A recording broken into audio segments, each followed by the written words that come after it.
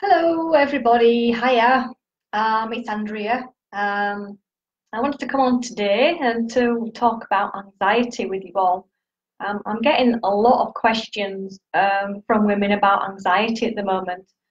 You know, it seems to be at the top of the list for symptoms for a lot of women, and it can be caused by lots of different things. It can be caused by stress in your life. That's really a big one to cause anxiety. And your diet as well. Um, so first of all, I just want to tell you a little bit about your brain because this is just really fascinating. I've been studying a bit more about the brain and how it all works to create your mood and how you're feeling and things like that. So there's 100 billion nerve cells in your brain, and each interconnected with other nerve cells through hundreds of thousands of other synapses. Synapses are like little gaps between your neurons and your brain. And there's believed to be more connections within the brain than there are stars in the sky. And I just felt that was just amazing, fascinating, you know? Um, just 100 billion nerve cells just in your brain. So you have the excitatory side and then you have the inhibitory. And you want both of these like balanced out. So when you have anxiety, you've got more excitatory than inhibitory. And your signaling molecules is just off balance. And that's why you're getting anxiety. So that's just one of the causes. And that's why that stress can make you more excitatory. So you're more pent up, you're more uptight, you're more because you're stressed out, you're not relaxed. So this is where the anxiety can start creeping up on you. It can start accumulating. The causes of anxiety can be a breakdown of your communication in your brain, talking to your glands.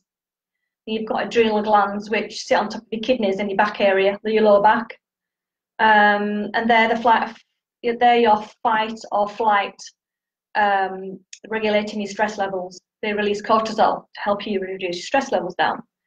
And when this HPA axis gets broken and the signals are not getting through to your adrenal glands, this is when problems can start to happen.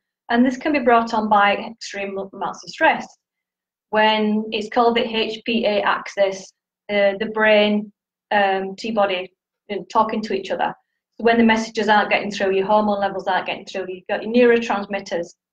Neurotransmitters are like the way you're feeling. And you've got dopamine, which is your mood, your positive mood. And also dopamine can be released when you've got a sense of accomplishment.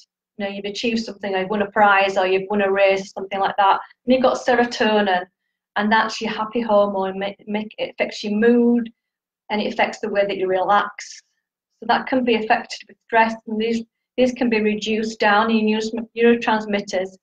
Because of this HPA axis, the signaling can break down from your hormones and your signaling to your neurotransmitters, and serotonin is made in your gut as well as in your brain.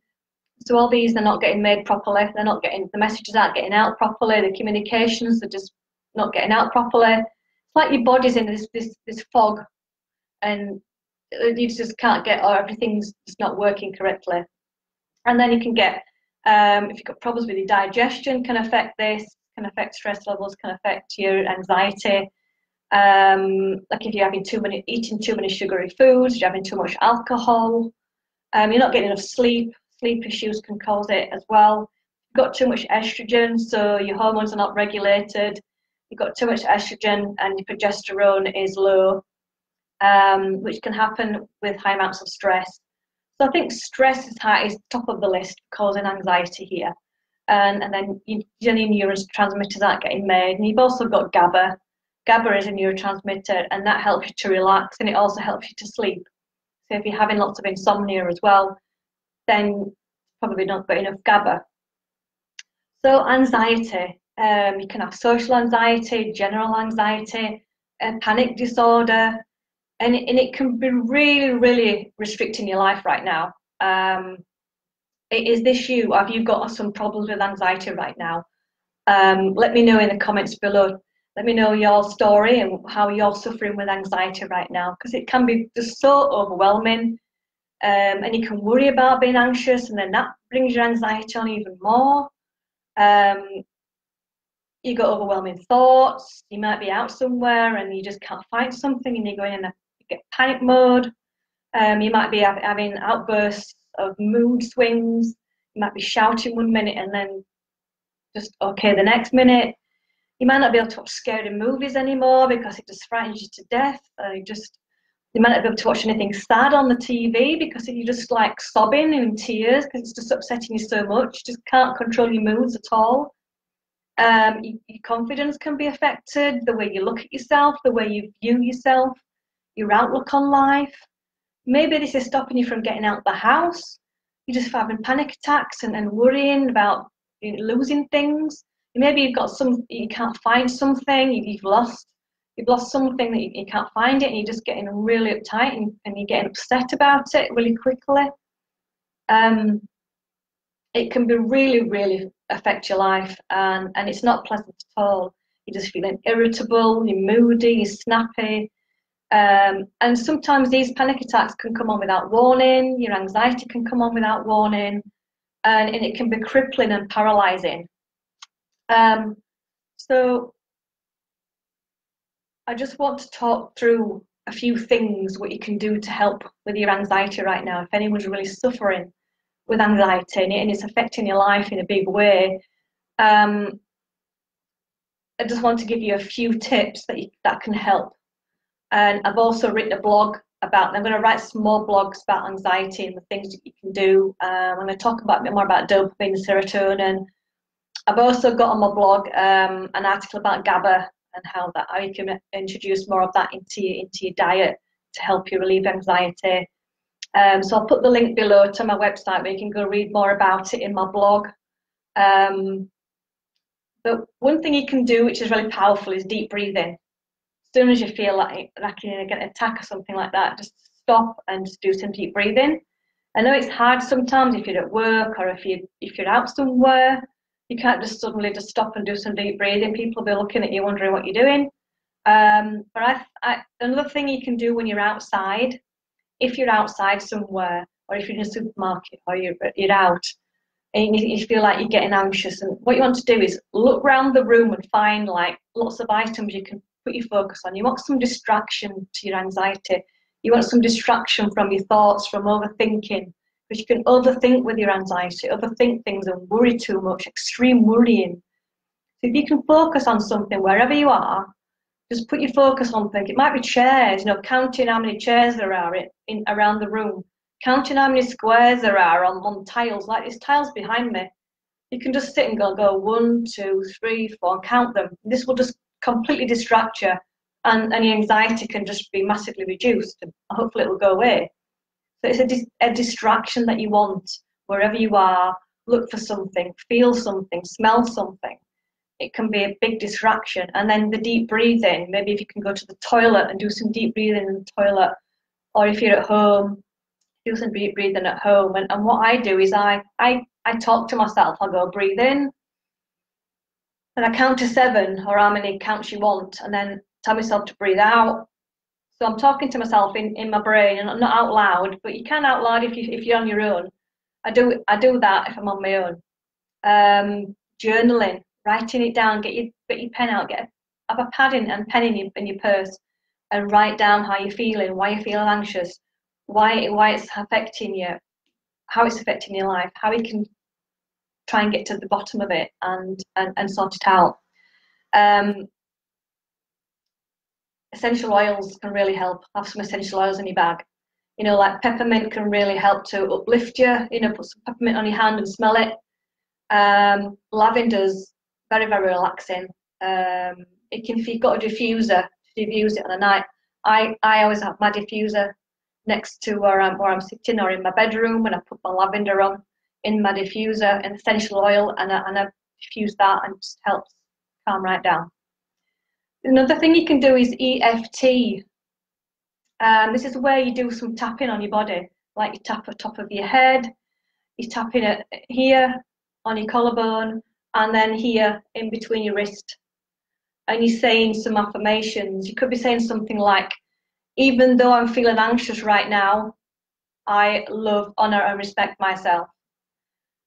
And then you can say things, I don't have to worry, I'm fine, I'm safe, I'm okay, I feel calm. While you're tapping your head, I feel calm.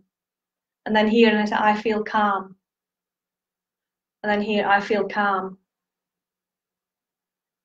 I don't need to worry. I don't need to worry.